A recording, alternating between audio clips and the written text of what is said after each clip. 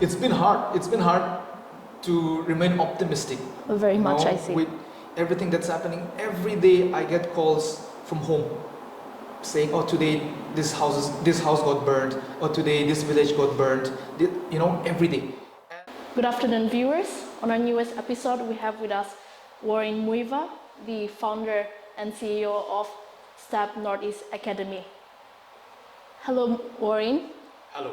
Thank you for making your time to be with us. It's my pleasure. So, can you please tell us, our viewers, about your Sept Academy here in Dimapur, which you have set up recently, and a little bit about yourself? Okay. So, my name is Worrin. I am currently the founder and CEO of Sept Academy. The whole purpose of this academy is to make the youth of this region job ready. So, we have a huge problem of unemployment, but we have a bigger problem of unemployability, right? We have so many youth with degrees every year, thousands and thousands of students that graduate, but the only thing they possess after the graduation is just that certificate of graduation. Besides that, 90% of us don't possess the skills that make us employable. So the whole purpose of this academy is that we're trying to make the youth job ready. We're trying to skill them with skills that will make their transition into the professional world much easier. And that is what the Sept Academy aspires to achieve through this new venture.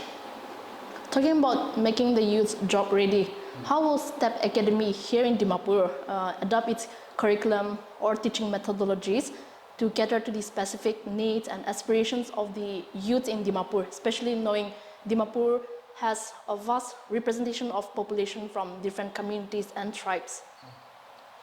Okay, so when I say we have a huge problem of unemployability, it's not just restricted to one state. It's in the entire Northeast, whether it be Manipur or Nagaland or Tripura or any of the states, right? So the problem is the same, which means 90% of the youth do not possess skills. And it's not their fault, it's the system's fault, in the sense that the education system that caters to us at the moment focuses on just making us graduates, right? They focus on the academic side of it, the theoretical side of it, give us the certificate when they graduate. But besides that, most of the institutes do not train the students beyond their graduation, right? They prepare them to graduate, but they do not prepare them for the life that awaits them. So the problem is the same everywhere. So that is what we're trying to fix. That is what we're trying to solve through this academy. So we're trying to complement the degrees that these students already have with skills that will make them employable. Let's say you have a BA degree or a BSc degree or an MA degree. As of now, let's say you just only possess that degree, right? So at the academy, what we're trying to do is alongside the degree, we're trying to equip you with other skills that will make you more employable, like communication skills, critical thinking skills, how to use basic Excel, PowerPoint, MS Word, how to write an email, right? How to write grammatically error-free paragraphs of English, how to speak confidently, so things like that. So that is what we are trying to train. That is what we're trying to provide in this academy. I see. Knowing you have traveled extensively to foreign and international institutes, how do you see the scenario of education in Northeast as compared to those states?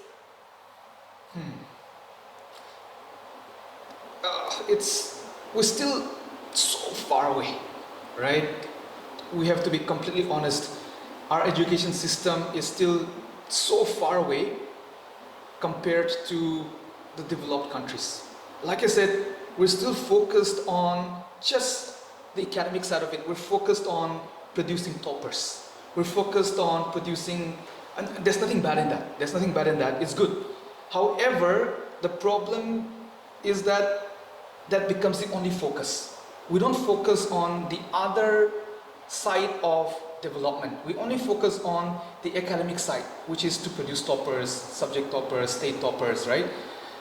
If only we could complement that, if we could only provide the same kind of importance to other aspects of that student's growth, then we would, we would just progress tremendously.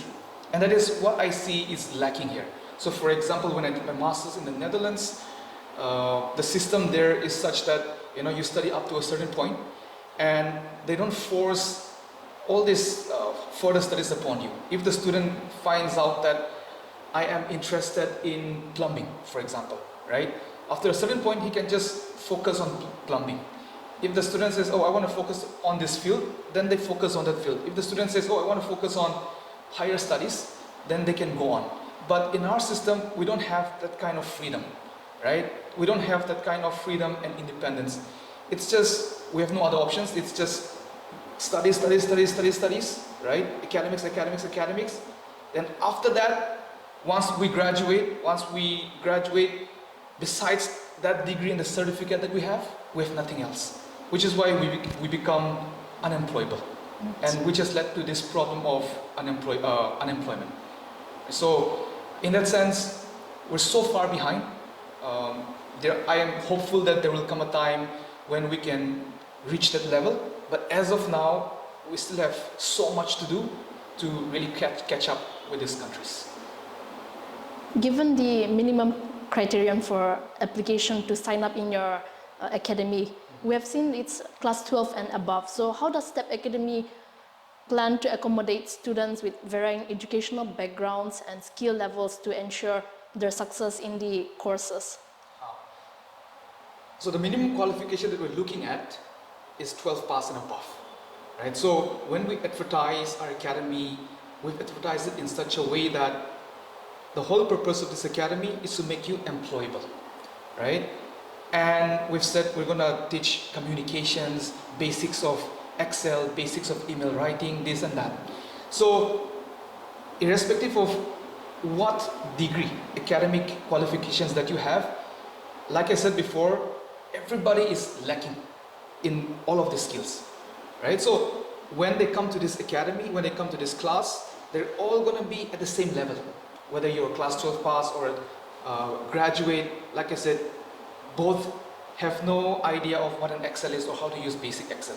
Both of them do not have, the communication skills that we're looking at. So in that sense, everyone is at the same level playing field.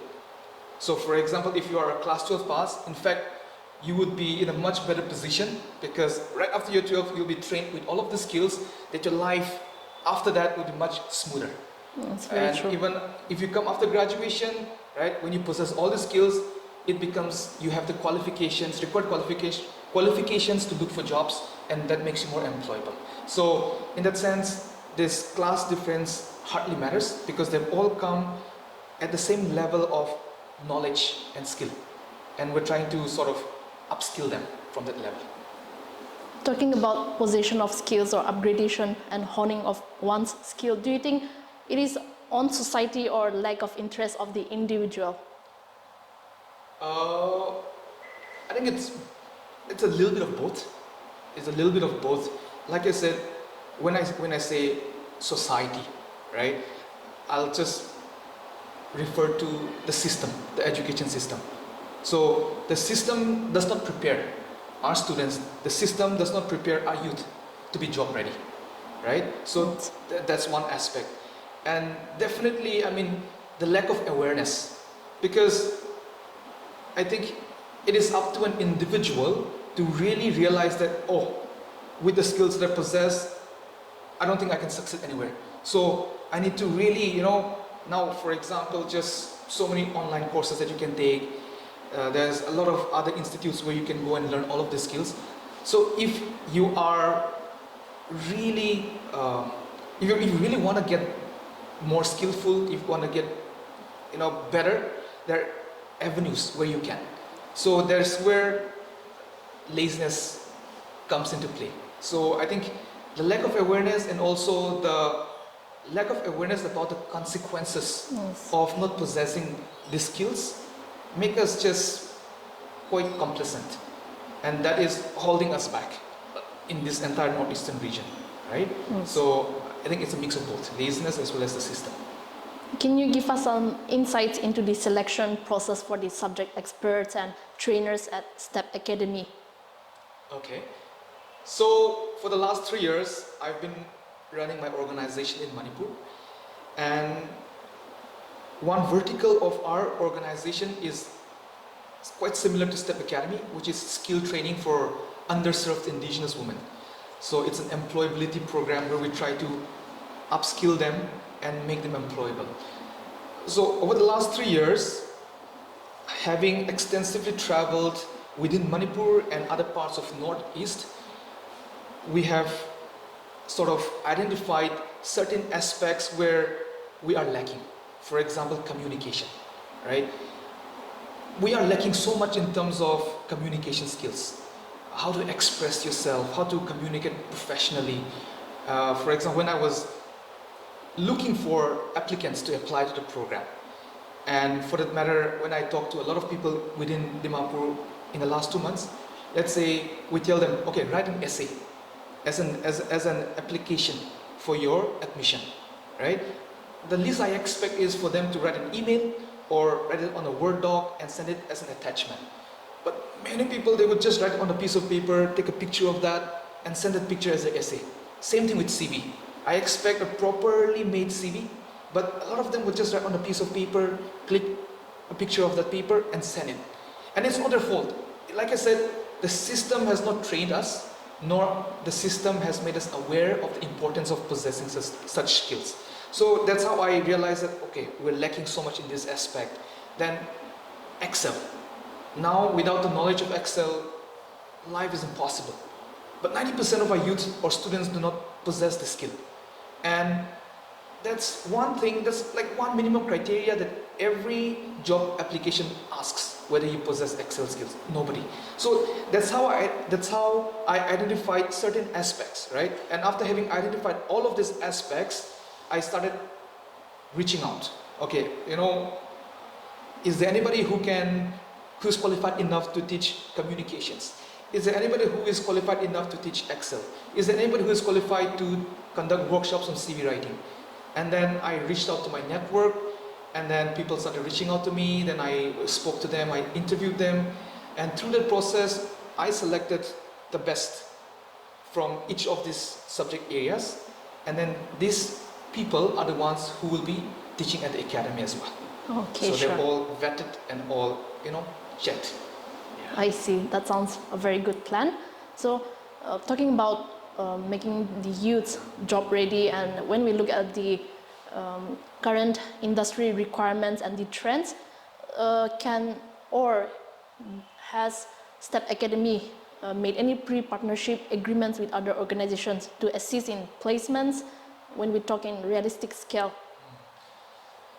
So we haven't had any formal agreements with establishments, with businesses, or with organizations.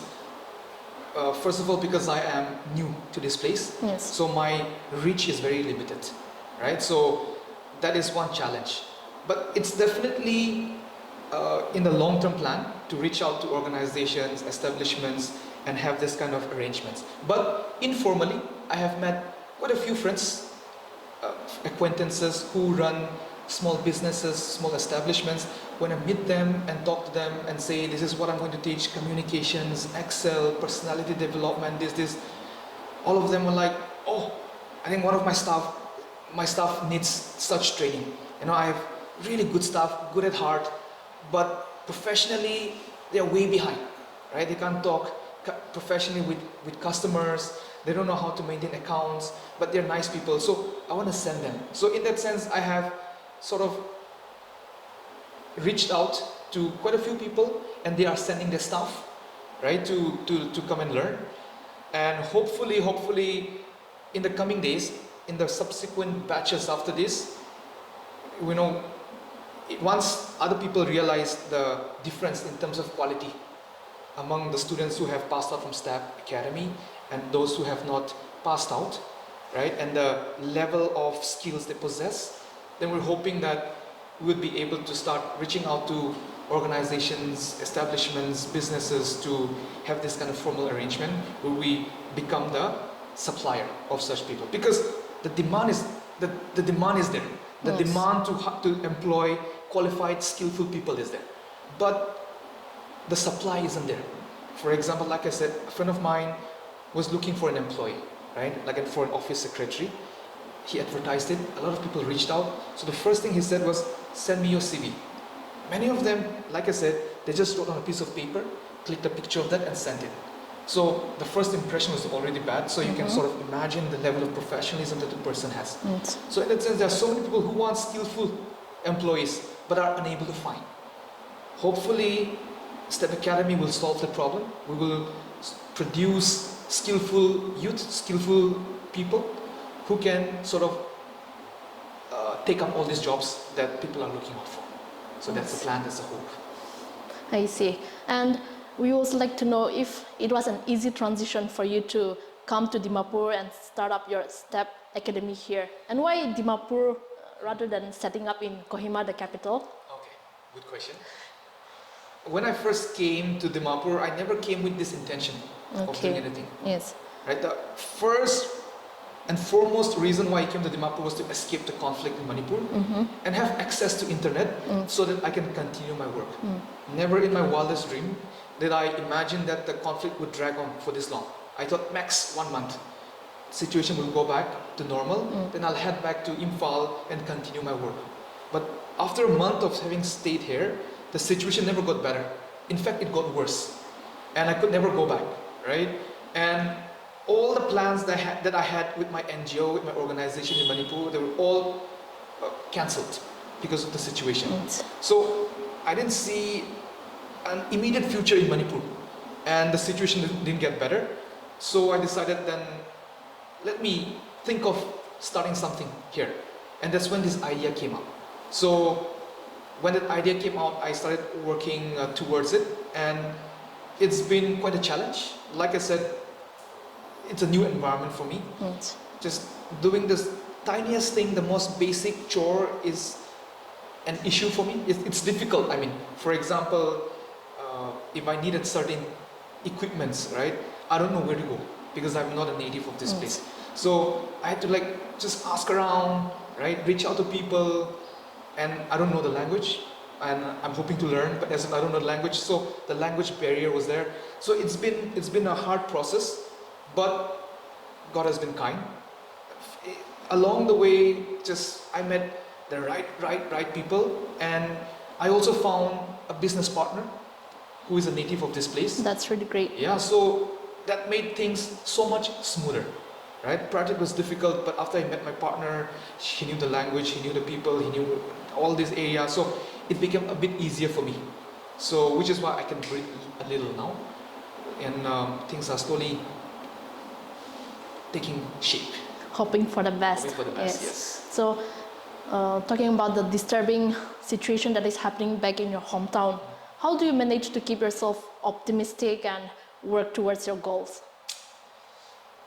Yes, it's been hard. It's been hard to remain optimistic. Very much, I see. With everything that's happening, every day I get calls from home saying, "Oh, today this house got burned," or "Today this village got burned."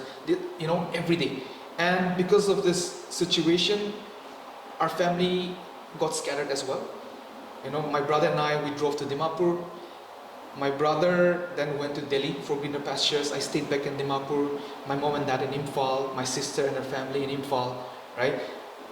In fact, after a very long period of time, our whole family came back together in one place.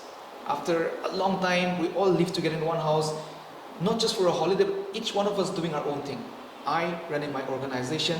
My brother is a massage therapist, so he had his massage parlor. My sister ran a small clinic because she's a dentist. So we were all doing our thing, and for the first time, it was good to all live together, right? Then this conflict happened. In this blink of an eye, everything that we built just went back to ground zero again. So my brother couldn't practice, so he just left his parlor and went to Delhi. My organization couldn't function, so I came to Dimapur. My sister's clinic has been shut for a long time. There are no patients. Right? So it's been hard to remain optimistic, really. But by God's grace, I had the privilege of having been brought up in a God-fearing family.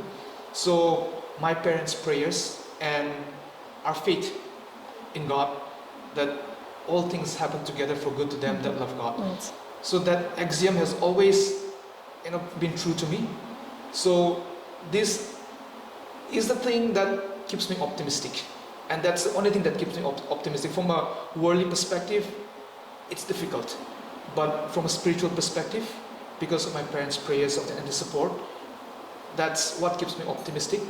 And 3 years back, I quit my job and came back home to start my organization because of my realization that I need to give back to my people, to my community, right?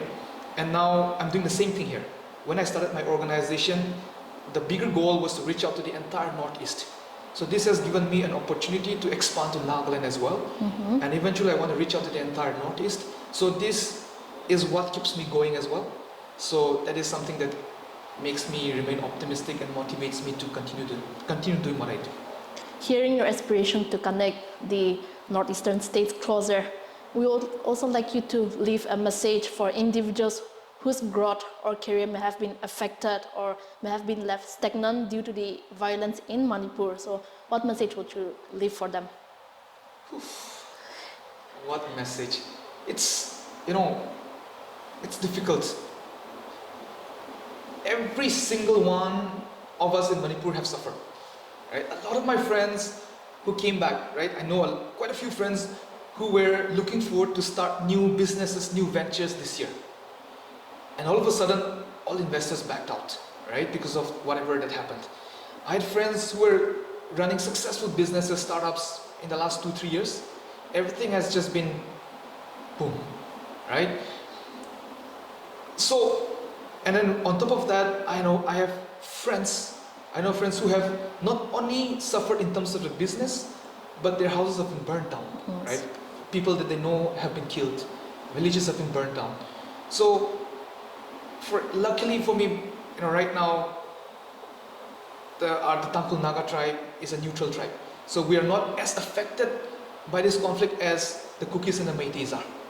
So I can't really, even though I've suffered, I can't really tell, oh, stay strong, keep strong, everything happens for a reason, because compared to their losses, my losses again, nothing, despite all the losses I've suffered, right? So I don't know what message to give, right? I don't know what message to give, but I just want to say that, at least as per my personal experience, everything happens for a reason.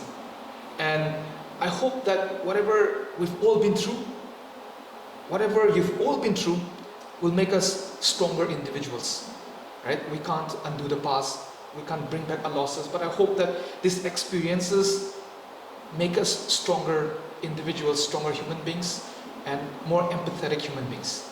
And yeah, I think that's the only message that I'll be able to give. Yeah.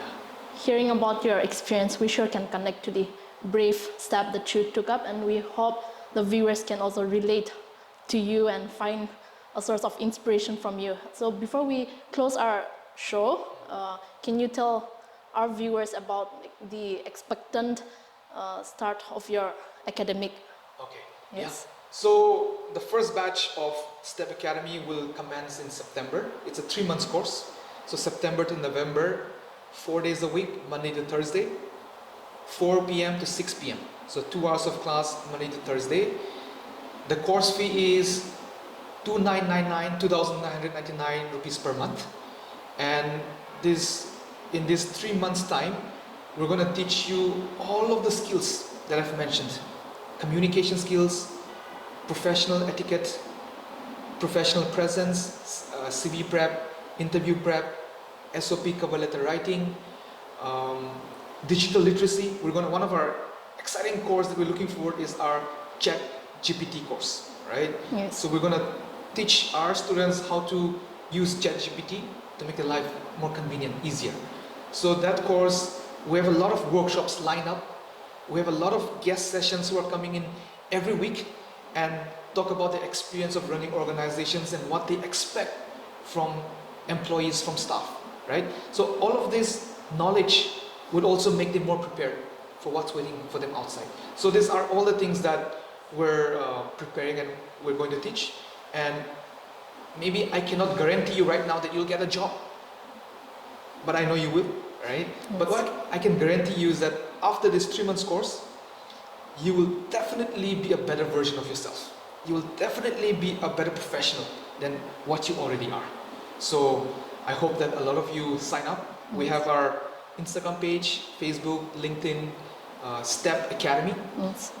We have admission link on our bios, so you can just click there, or you can just DM us, email us, and we'll just reach out to you. And we hope that a lot of you apply, and I hope that we can work towards a better future for ourselves and for this region. Yes, very much. We wish the best for your new endeavor, and we hope many people and the youth will avail the facility from your academy. Thank you. Yes. Thank you. I hope so. So, this was Worrin Muivah with NE8.